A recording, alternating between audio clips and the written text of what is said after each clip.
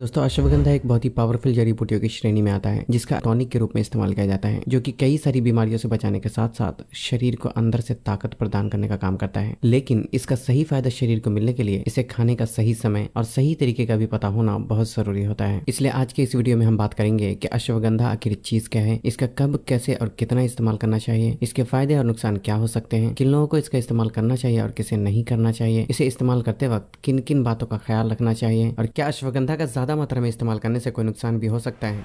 दोस्तों अश्वगंधा शरीर के हार्मोन को बैलेंस करने का काम करता है। एंजाइटी, डिप्रेशन और तनाव को कम करने के साथ साथ अच्छी नींद पाने, ब्रेन पावर को बूस्ट करने, आपके मूड को तरोताजा रखने और ब्लड शुगर को कम करने का काम करता है। ये शरीर में टेस्टोस्टेरोन जैसे हार्मोन की मात्रा को बढ़ाता है जिससे कि शरीर में मसल मास की मात्रा को बढ़ाने और बढ़ी हुई चर्बी को कम करने में काफी हद तक मदद मिलती है। इतना ही नहीं, ये औरतों और मर्दों में सेक्सुअल हेल्थ को इंप्रूव करने, इम्यूनिटी पावर को बढ़ाने और कैंसर जैसी बीमारियों से बचाने में भी काफी हद तक मदद करता है। सवाल ये उठता है कि आखिर अश्वगंधा में ऐसा क्या है जो कि शरीर को इतने सारे फायदे पहुंचाता है। दरअसल अश्वगंधा एक पौधे के रूप में होता है जिसके जड़ को सुखाकर पाउडर और कैप्सूल के रूप में इस्तेमाल किया जाता है। वैसे तो अश्वगंधा में कई तरीके के मिनरल्स और एंटीऑक्सीडेंट मौजूद होते हैं, लेकिन इसकी सबसे खास बात यह है कि ये एक एडेप्टोजेन की श्रेणी में आता है। और एडेप्टोजेन उसे कहते हैं जो टेंशन और तनाव की वजह से शरीर में आए असंतुलन को फिर से संतुलित करने का काम करता है। ये बात तो हर किसी को पता है कि स्ट्रेस और तनाव का होना लगभग सभी बीमारियों की जड़ होती है, चाहे स्किन से जुड़ी कोई प्रॉब्लम हो या कमजोर बाल, मानसिक और शारीरिक कमजोरी, सेक्सुअल प्रॉब्लम, रातों को जल्दी नींद ना आना और कई तरीके की बीमारियों को और भी ज्यादा बढ़ाकर बद से बदतर बनाने में टेंशन और तनाव का एक बहुत ही बड़ा हाथ होता है। और उसी तनाव को अश्वगंधा बहुत ही बेहतर तरीके से कंट्रोल करने का काम करता है जिससे कि उलझा हुआ दिमाग शांत होता है और शरीर अपने आप में बैलेंस होने लगता है। यही वजह है कि अश्वगंधा को शरीर के लिए इतना फायदेमंद माना जाता है।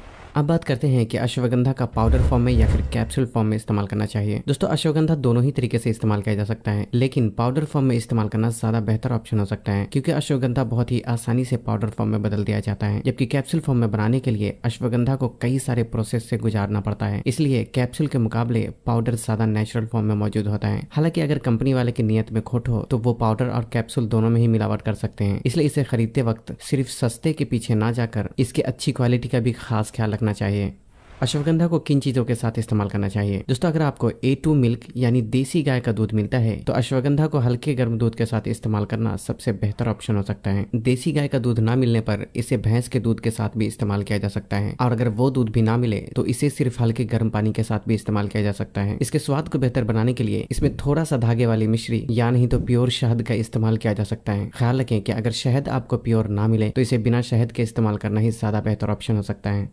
अश्वगंधा का कब इस्तेमाल करना चाहिए? दोस्तों अश्वगंधा को रात का खाना खाने के 2 घंटे बाद और सोने से कम 1 घंटे पहले इस्तेमाल करना सबसे बेहतर ऑप्शन हो सकता है। लेकिन अगर आपके लिए अश्वगंधा को इस तरीके से इस्तेमाल करना मुमकिन ना हो तो इसे आप रात के खाने के 1 से 1.5 घंटा पहले भी इस्तेमाल कर सकते हैं। उसी तरह अगर आप इसे सुबह के वक्त इस्तेमाल करना चाहते हैं तो इसे नाश्ते के 1-1.5 घंटा पहले या फिर नाश्ते के 2 घंटे बाद में इस्तेमाल किया जा सकता है। इसके अलावा अगर आप हेवी वर्कआउट करने के बाद प्रोटीन पाउडर का इस्तेमाल करते हैं तो अश्वगंधा को उस प्रोटीन शेक में डालकर भी इस्तेमाल किया जा सकता है। इसका कितना इस्तेमाल करना चाहिए? आमतौर पे अश्वगंधा का आपको पूरे दिन में सिर्फ एक बार ही इस्तेमाल करना चाहिए। हालांकि एक्सरसाइज या फिर बहुत ज्यादा मेहनत करने वाले लोग इसका दिन भर में 2 बार भी इस्तेमाल कर सकते हैं। और साथ ही अश्वगंधा तासीर में गर्म होने की वजह से इसकी शुरुआत हमेशा ही थोड़ी मात्रा से करनी चाहिए। अगर आप पहली बार इसका इस्तेमाल कर रहे हैं तो एक बार में ½ टीस्पून यानी कि आधा छोटा चम्मच अश्वगंधा पाउडर ही काफी हो जाता है, और बाद में 1 छोटा चम्मच तक इसकी मात्रा बढ़ाई जा सकती है। अगर आप औरत हैं और एक्सरसाइज करते हैं तो 1/4 टीस्पून यानी कि 1/4 छोटा चम्मच अश्वगंधा का इस्तेमाल किया जा सकता है, और बाद में इसकी मात्रा ½ टीस्पून तक बढ़ाई जा सकती है।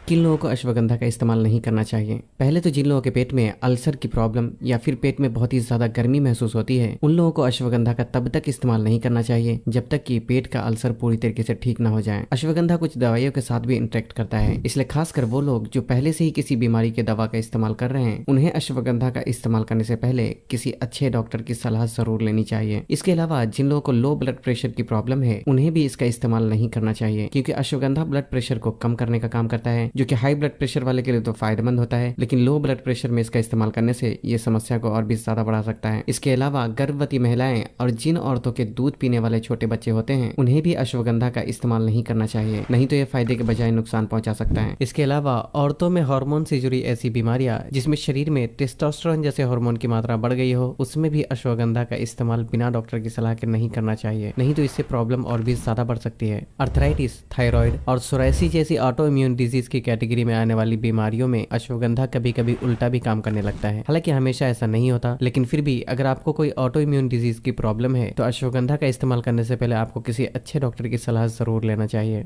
क्या अश्वगंधा का ज्यादा मात्रा में इस्तेमाल करने से कोई नुकसान भी हो सकता है? दोस्तों, अश्वगंधा का कभी भी ज्यादा मात्रा में इस्तेमाल नहीं करना चाहिए, क्योंकि ये एक बहुत ही पावरफुल जड़ी बूटी होने की वजह से इसका ज्यादा मात्रा में इस्तेमाल करने से उल्टी, दस्त और कई दूसरी समस्या भी शुरू हो सकती है। अश्वगंधा का इस्तेमाल करते वक्त कौन कौन सी बातों का ख्याल रखना चाहिए? सबसे पहले तो इस बात का समझना जरूरी है कि अश्वगंधा स्ट्रेस को सिर्फ कम करता है, उसे खत्म नहीं करता। इसलिए अश्वगंधा का इस्तेमाल करने के साथ साथ आपको अपनी उन आदतों पर भी कंट्रोल करना चाहिए जो कि स्ट्रेस को बढ़ाने का कारण बनता है। अश्वगंधा तासीर में गर्म और खुश्क होता है, इसलिए अगर आप इसका इस्तेमाल करते हैं तो अपने पूरे दिन खाए जाने वाले खाने में ज्यादा रस वाले फल और सलाद को जरूर शामिल करना चाहिए, और साथ ही एक सही मात्रा में पानी पीने का भी खास ख्याल रखना चाहिए। बस आज के लिए इतना ही। अगर वीडियो पसंद आई हो तो इसे लाइक और शेयर करके चैनल को सब्सक्राइब करना भी ना भूलें, और तब तक के लिए अपना ख्याल रखें। अल्लाह हाफिज।